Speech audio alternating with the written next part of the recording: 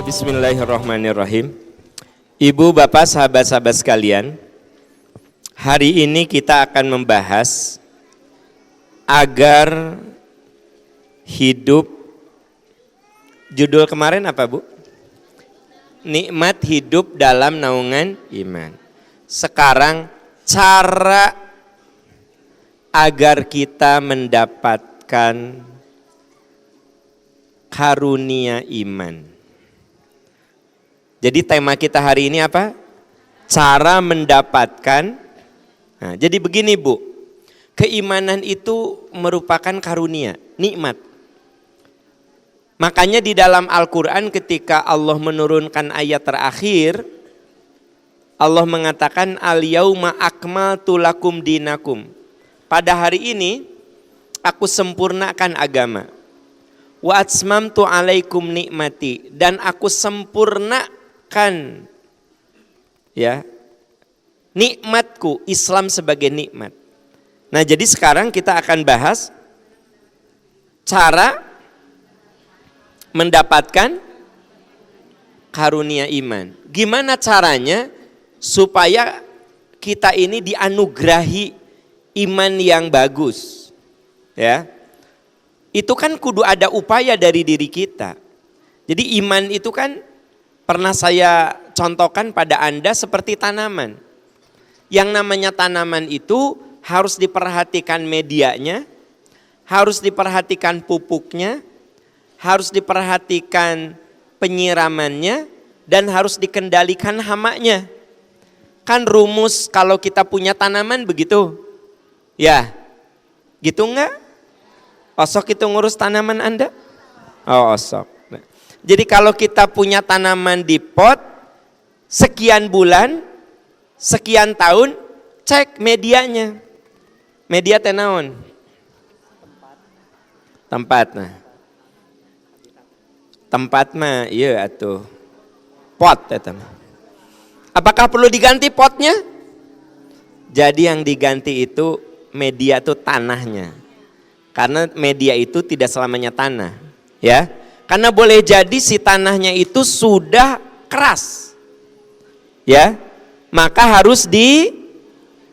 ada saat harus diganti, harus diberi pupuk, harus disiram, harus dikendalikan hamanya. Insya Allah kalau kita paham bagaimana medianya, paham pupuk apa yang dibutuhkan, paham berapa sering kita nyiram, kapan kita menyiram, kan menyiram tidak sembarang. Ya. Sahayuna we siram paeh. Overdosis siram. Nah, hanya tanaman saya disiram wae, buruk nya salah nyiram atuh. Nah, iman juga begitu. Karunia iman itu akan terjaga kalau kita bisa memperhatikan cara-caranya. Cara yang pertama, ya, cara yang pertama, bersihkan hati. Itu cara yang pertama. Supaya kita mendapatkan karunia apa? Iman apa? Kenapa bersihkan hati? Sebab iman itu tumbuhnya di hati. Kalau hati kita ini berpenyakit, iman tuh susah tumbuhnya. Kalau hati kita ini gersang, mirip seperti Anda menanam tanaman di tanah yang gersang. Ya, berarti kalau iman kita ingin bagus, bersihkan hati. Hati itu apa Bu? Media iman. Kolbu. Duh, ya Allah, beri hamba kesabaran ya Rob. Semoga jadi amal soleh. Kolbu itu apa Pak? Media iman. Kalau medianya subur, tanamannya subur. Gitu. Kalau medianya gersang, tanamannya juga tidak akan subur. Bahkan bisa mati. Makanya kalau kita bicara cara mendapatkan karunia iman, bersihkan hati secara rutin. Bagaimana cara membersihkan hati? Nah, ulang deh. Gimana cara membersihkan hati? Jauhi dosa dan maksiat. Gimana cara membersihkan hati? Jadi kalau saya berusaha meninggalkan dosa, Anda berusaha meninggalkan dosa, sesungguhnya kita sedang membersihkan hati. Sebab dosa-dosa yang kita lakukan ujung-ujungnya akan mengotori, akan merusak hati, bahkan hati itu bisa mati karena perbuatan dosa yang diulang-ulang. Ya. Jadi cara supaya kita mendapatkan karunia iman, satu, bersihkan hati. Apa yang harus dibersihkan dari hati kita? Dosa dan maksiat harus dijauhi. Kalau lanjur terjerumus dosa, tobat, gitu. Ya, jadi rumusnya hati itu media.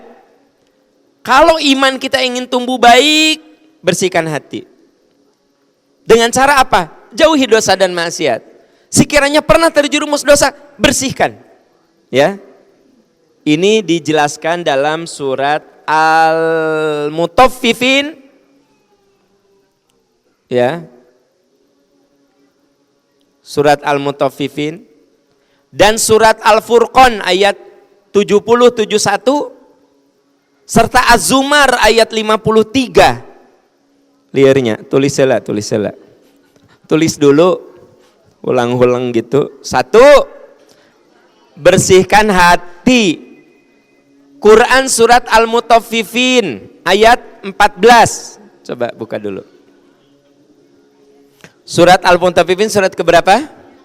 Surat ke-83.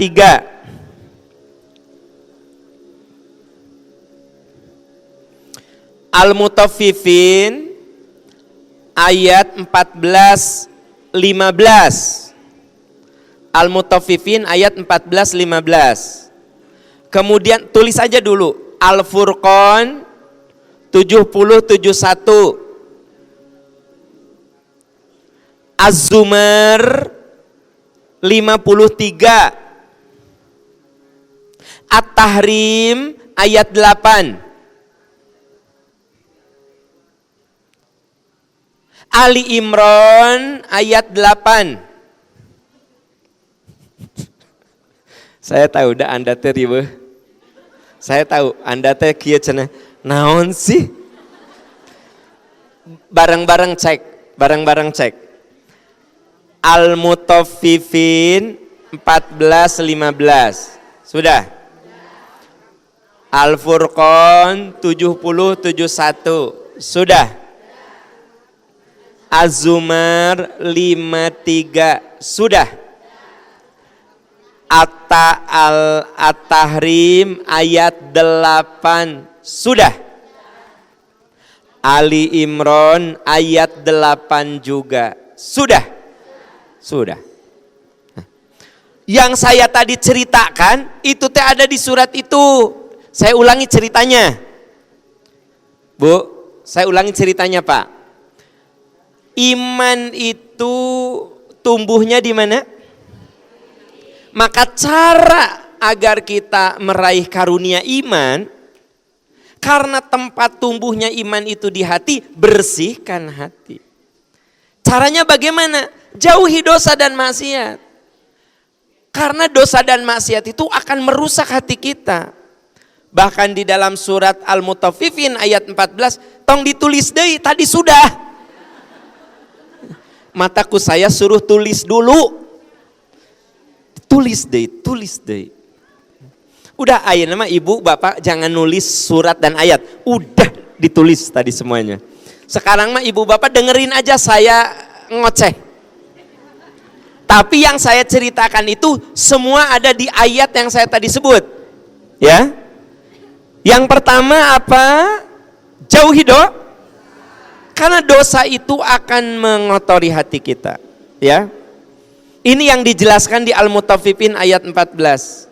Kalla balrona ala qulubihim ma kanu yaksibun. Sungguh perbuatan dosa itu mengotori hati mereka. Jadi perbuatan dosa akan apa? Kalau ternyata kita sudah terjerumus dosa, tobat. illa man taba, kecuali orang yang tobat. Dia tingkatkan iman wa amila amalan solihan, amal solehnya ditingkatkan. Kalau sudah tobat, kudu husnuzon kepada Allah bahwa dosa kita diampuni. Ya, qul ya ibadiyalladzina asrafu ala anfusihim la taqnatu mir rahmatillah. Katakan pada hamba-hambaku, jangan terjerumus dosa, jangan putus asa dari ampunan Allah. Allah ampuni dosa-dosamu seluruhnya. Ya kan? Allah ampuni dosa-dosamu seluruhnya.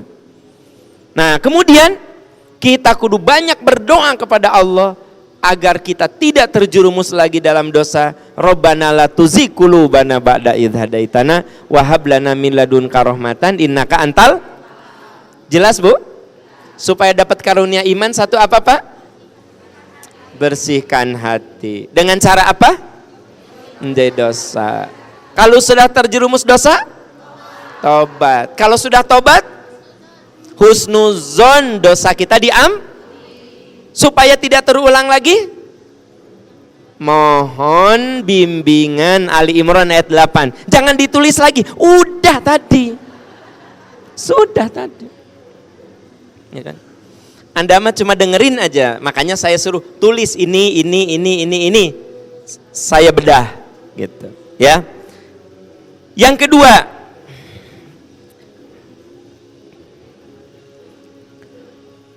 pupuk hati dengan ilmu. Kalau tadi kan bersihkan hati. Yang kedua ini pupuk hati dengan ilmu. Pupuk hati dengan ilmu dan tadabbur Quran. Apa? Pupuk hati dengan ilmu dan tadabbur Quran. Jadi hati kita ini perlu dibersihkan dari dosa. Kalau udah kadung terjerumus dosa, tobat. Kalau tobat kudu husnudon, dosa kita diampuni. Udah gitu mohon jangan sampai terulang lagi itu dosa. Poin 1. Poin 2, tong ditulis tadi udah. Pupuk hati dengan ilmu dan tadabbur Quran. Buka surat Muhammad ayat 19. Surat Muhammad ayat 19. Surat 47. Surat Muhammad. Musa Muhammad. Ayat 9. Musa. Surat Muhammad ayat 19.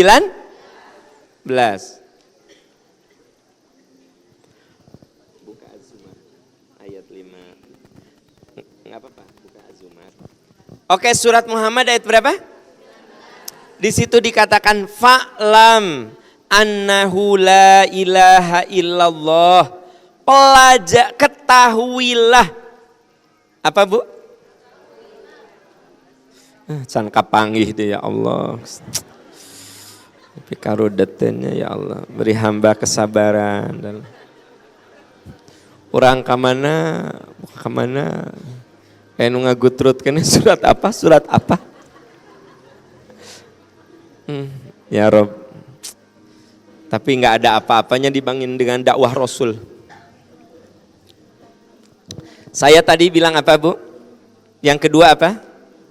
Pupuk hati dengan. Nah, di ayat itu ada kata-kata fa'lam, ketahuilah, pelajarilah, annahu la ilaha illallah, bahwasanya tiada Tuhan kecuali. Kita disuruh apa? Kita disuruh apa? Mengetahui. Nah, jauh-jauh tinggal Anda. Fa'lam, ketahuilah, tiada Tuhan kecuali Allah. Ayat itu nyuruh kita untuk apa? Mengetahui. Cara supaya kita tahu apa? Belajar. Makanya saya bilang tadi apa? Pupuk hati dengan ilmu, belajar. Dan pupuk juga dengan tadabbur Quran. Nah, mana? Di dalam surat Az-Zumar, ya, mana Az-Zumar? Ayat 55, coba lihat. Mana Az-Zumar? Coba Bu, Az-Zumar ada? Ayat 55. Jadi poin kedua itu ada di surat Muhammad ayat 19 dan Az-Zumar ayat 55. Sudah ditemukan? Wattabi'u ahsana ma unzila ilaikum mir rabbikum min qabli ayyatiyakumul adzabu bagtatan wa antum la tash'urun. Sudah ada belum? Kayak iya masih aya nu papuket jeung nyatet jeung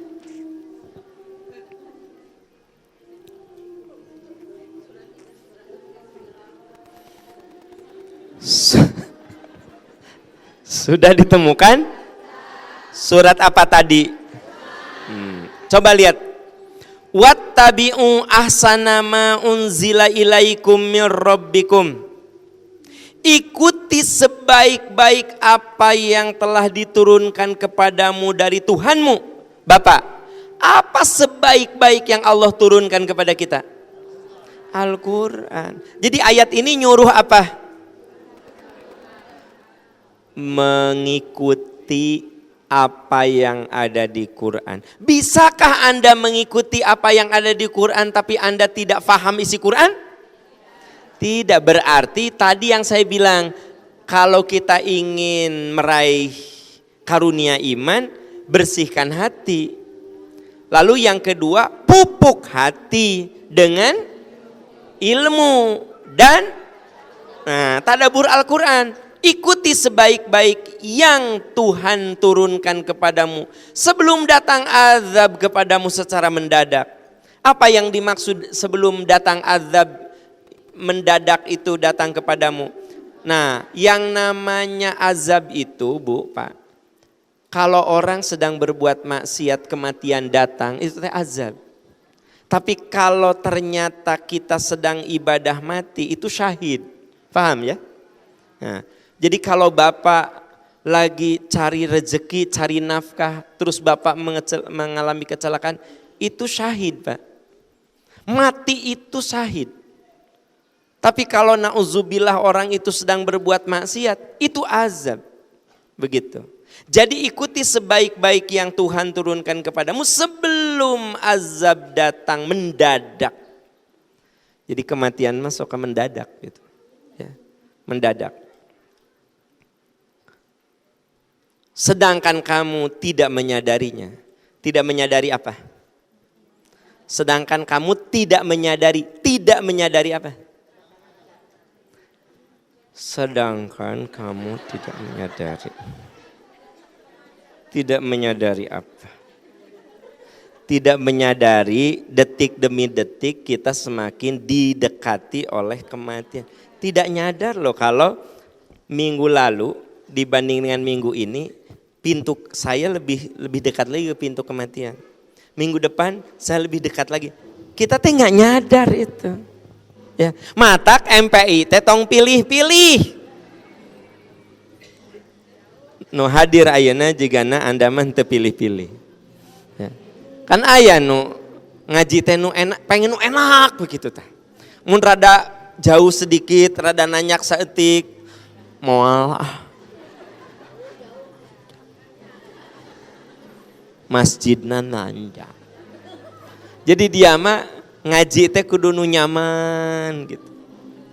Padahal kalau minggu ini nggak hadir, minggu depan belum tentu masih ada waktu.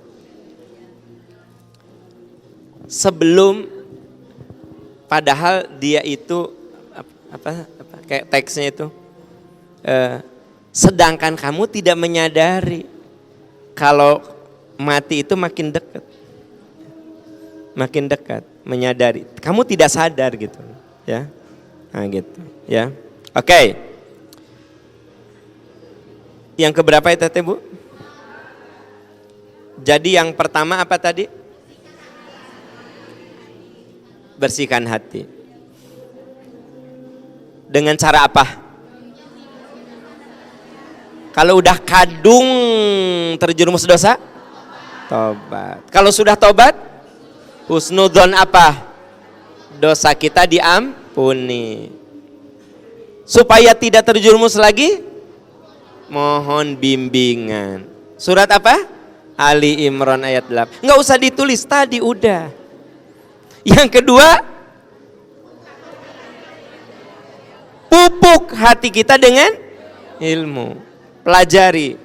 Bukan hanya dengan ilmu dalam pengertian nasihat-nasihat, tapi juga harus dengan tadabbur Al-Quran. Surat apa? Az-Zumar ayat ya. Yang ketiga, latih diri. Latih untuk beramal sesuai kemampuan. Latih diri untuk beramal sesuai kadar kemampuan. Nah, jadi yang pertama tadi itu kita hindari dosa. Yang kedua itu kita belajar agama dan belajar Quran. Yang ketiga, latih diri untuk. Jadi ibu bapak, saya sering berulang-ulang, manusia mah makhluk yang butuh latihan. Jadi kalau Anda lihat orang pandai apa, karena dia berlatih. Ya, berlatih. Jam terbang. Apakah kalau Anda lulus dari sekolah pilot langsung bawa pesawat besar? Bawa naon dulu? Capung, saudara-saudara. Kalau Anda belajar pesawat, kan Anda kudu bawa kapal kecil, pesawat kecil. Ya, saya dulu nggak ngerti ya, belum ngerti. Itu Bu Susi Air kan pesawatnya kecil-kecil, ya, opatan gitu. Gitu. Hujan teh, wiper teh ketinggalan gitu. Itu Bu Susi punya pesawat-pesawat yang dan itu pilotnya tuh rata-rata orang bule. Masih budak kene, 18 tahun ya. Pernah saya tanya, kamu umur berapa? Saya 18 tahun. Orang-orang bule itu dia jadi pilotnya perusahaan Ibu Susi. Dia bukan cari duit semata. Tapi cari jam terbang. Cari apa? Nanti kan dia dapat sertifikasi sekian jam. Udah sekian ribu jam. Sertifikasi lagi, baru. Gagah. Dasi. Pakai pesawat raksasa A380, 777 dan lain sebagainya. Enggak mungkin begitu lulus langsung gagah.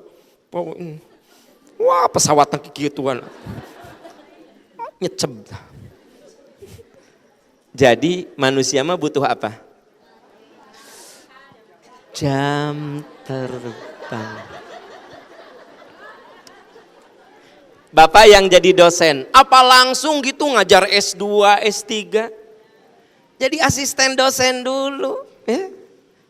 Asisten dosen dulu, lihat dosen seniornya, nanti masuk dosen asisten terus. Nah, jadi yang namanya manusia mah butuh alias pengalaman, alias latihan, alias pembiasaan. Bisakah Anda bangun jam 3 pagi, ujug-ujug? Biasa bangun jam 5, ujug-ujug jam 3 pagi tahajud, bisa nggak? Bisa tidak? Bisa dong, hanya siang harina liur. Rapatek ya we. Kata bimbing, kenapa kamu? Tahajud Pak. Jadi adik-adikku tercinta, kalau kalian ini biasa bangun jam 5, Nggak usah ideal jam 3 bangun teh, 4:30 aja dulu. 4:30 aja. Pas adzan subuh bangun. Nah nanti udah seminggu pundurin lagi. Jam 4:04. Nah lumayan witir 3. Kan dari jam 4:04 ke subuh itu 17 menit. 17 menit. Mungkin Anda mah bisa tahajud 11 ketangkan sarakaat. Kan sarakaat 1 menit. Hari iya kan 11-nya. Entah ketang Anda mah bisa 11. Hari yang udah profesional mah witir gitu cukup. Karena kan ayat rakaat pertama amma yatasaalun, ayat rakaat kedua wan nazi'ati gharqa wan nasyitati nashta, rakaat ketiga abasa wa tawalla. Ta eta mah butuh 12 menit kalau bacaannya dihayati. Tapi kan tidak perlu Anda langsung kayak begitu malah jadi putus asa. Udah aja kembali ke ulhu inna atwena wal asr, udah aja. Yang sangat familiar ya. Yang sangat familiar. Apakah ibu dari belajar mobil terus bawa mobil sendiri langsung enakan? Beda nu belajar mobil, nu kakara belajar mobil mah nyepengan teh kieu tah. Mun diajak ngobrol ke temen, cicing urang keur konsen atuh. Cicing atuh ayah tuh ngobrol wae atuh. Jadi lamun lampu merah teh kieu kana lampu teh. Nu kakara diajarkan nih. Jadi mun lampu merah matanya teh enggak kemana-mana karena lampu gitu. Deg-degan sok sieun paeh ya mobil ya. Kan gitu. Dah dulu belum musim metik kan? Oh kita.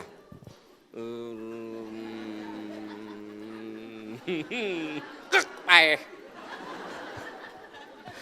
Sekalinya ngerem, sagala keresek ngaceleng kali itu. Jadi kalau ngerem itu keresek, gorolo kan itu. Suami tidak gor. Bu, kenapa Bu? Kenapa begitu? Karena ibu belum punya jam terbang. Belum biasa. Amal juga gitu. Butuh pembiasaan. Latih diri dengan pembiasaan amal soleh gitu.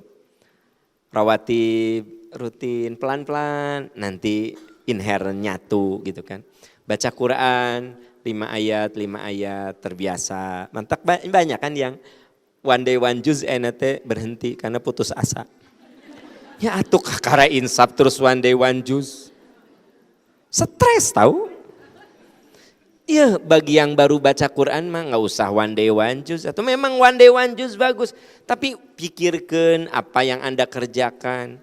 Misalnya Anda pekerja, karyawan, nggak bisa lah one day one juz atau. Udah one day one ayat nggak masalah. One day 2 ayat kan gitu, one day 3 ayat, nanti one day 10 ayat. Begitu terus aja begitu. Ulah ima one day one juz atuh ya dapat SP1 dari pimpinan. Karena bukannya melayani customer kieu.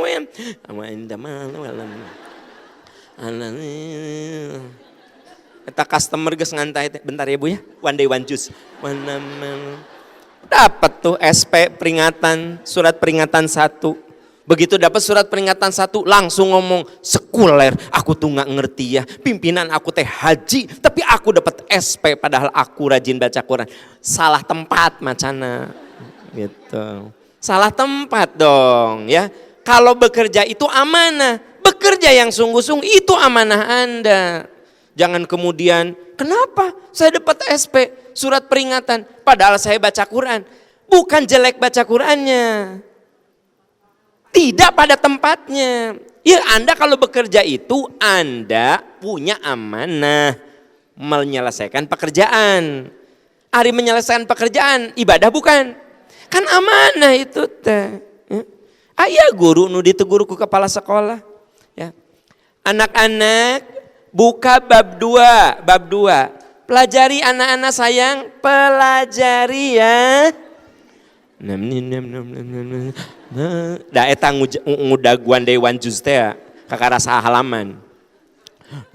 anak pada ribut apa-apa, si ibu guruna gini. Kan salah itu, bukan salah baca Quran, salah momennya.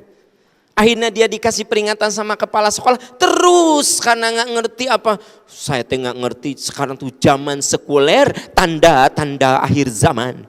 Kan gitu, itu tanda-tanda akhir zaman. Orang yang baca Quran kok dilarang-larang. Bukan salah baca Qurannya, Anda nggak ngerti dengan kewajiban Anda. Anda jadi guru. Gimana jadi guru yang baik untuk murid? Itu amanah, fokus ngajar. Nanti udah selesai ngajar, mau bobo daripada nonton. Ya hari ini apa The Last Impress sudah tamat. Nah kayak Senin iya aya nu anyar. Nah daripada nonton nu kitu baru baca Quran. Bener gak sih? Naon hari Anda? Apa Bu, Pak? Ya teh aya nu ngarti, aya nu henteu dengan heureuy saya teh. Jadi Ibu Bapak, poin keberapa itu teh? Apa? Sesuai kemampuan. Ini dijelaskan di Al-Baqarah 286. Al-Baqarah apa? 286. Apa katanya? La yukallifullahu nafsan illa wus'aha. Allah tidak akan memberikan beban di luar kadar kemampuan. Berarti apa? Manusia beramal sesuaikan dulu dengan kadar kemampuannya. Tidak perlu melewati batas-batas kemampuan dirinya. Islam itu agama yang paling sesuai dengan fitrah. Ya. Saya pernah nyontokan sama Anda, coba kalau Anda sujud, nih bagi Anda yang masih muda-muda, sujud itu kan lutut yang paling duluan ke bawah. Lihat sini semuanya, lihat. Ya kan? Sami Allahu liman hamidah, Rabbana lakal hamdu, Allah. Lutut, baru tangan. Kalau bangkit, tangan simpen di lutut. Nah. Saya ulangi, kalau sujud, lutut baru tangan. Kalau Anda masih kuat, catat ini. Karena Nabi mengajarkan kepada dua orang sahabat yang berbeda. Kepada yang satu mah tangan dulu baru lutut. Kepada yang satu lutut baru tangan. Kenapa Nabi ngajarin beda? Dah beda usiana dan bodina. Arinus masih sehat, jag-jag. Bukan karena usia ya, sehat. Lihat nih, kalau sehat kayak begini nih, lihat. Jadi sami Allah ya. Nah, ya, pegangin. Nah, sami Allah, benar harus ada kerjaan. Oh ya. Calik. Cek. Ya. Karunya besi ke filmku itu. Nah, jadi teman-teman sekalian, kalau kita masih sehat, bukan udah usia juga nggak apa-apa, ya, asal sehat. Nih, ya. Sami Allahu liman hamidah, Rabbana lakal hamdu, Allah. Lihat, apa dulu yang nempel? Baru? Begitu dari sujud, ya, Allah. Yang angkat apa? Tangan. Simpen di paha atau lutut, langsung gini. Itu otot besarnya dapat semua. Tapi ada juga yang mengatakan tangan dulu. Maaf, ini bagi yang sudah lemah atau body terlalu besar. Allah.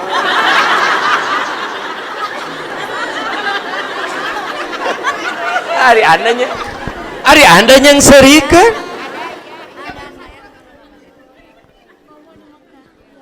Halunya bapak-bapak ya. Jadi kalau mas dalilnya ada dua, makanya dia kurang keras. Makanya baca dalil teh jangan satu. Kekeh, tangan dulu baru lutut, ada dalilnya. Iya, kalau Anda fisiknya lemah. Karena pasti kudu tangan dulu atuh. Ya. Robbana lakal hamdu. Kalau lutut dulu ini butuh kekuatan fisik. Lihat nih, Allah, lutut kan? Baru tangan. Bangkit, tangan angkat, simpen di paha, Allah nih. Iya mah untuk nukara ruwat saudara. Tapi boleh jadi umurnya 32 tahun. Tapi dia tidak mungkin lutut dulu, tangan dulu. Sami Allah.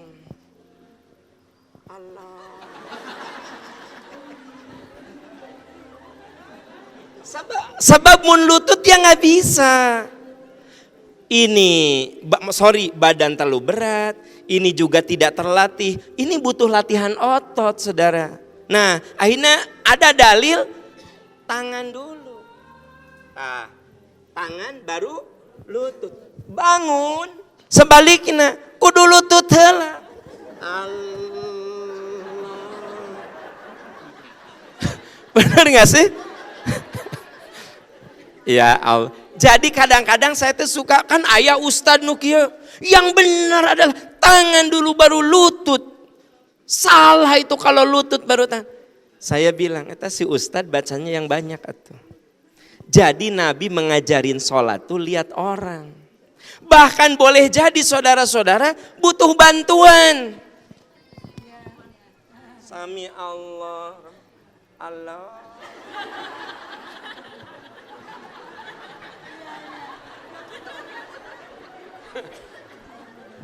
Bangkitnya butuh bantuan. Allah.